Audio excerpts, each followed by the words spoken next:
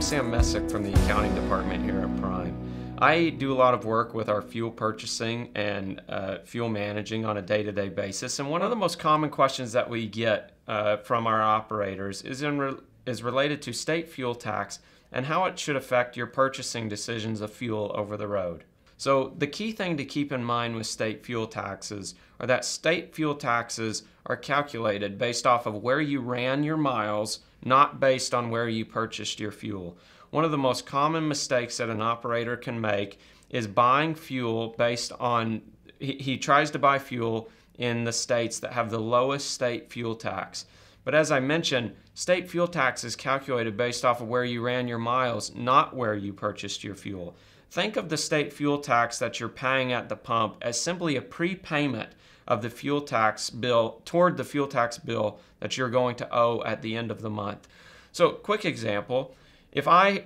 had, based off of where I had purchased my fuel, I had prepaid $50 in state fuel taxes, but based off of where I had ran my miles, I only owed $20 in state fuel taxes. At the end of the month, I would get a $30 refund in state fuel tax. And vice versa, if you had prepaid less in state fuel tax based off of where you had purchased your fuel, and you ended up owing more at the end of the month based off of where you had ran your miles. The main concept to remember is that state fuel tax is based off of where you ran your miles, not where you purchased your fuel.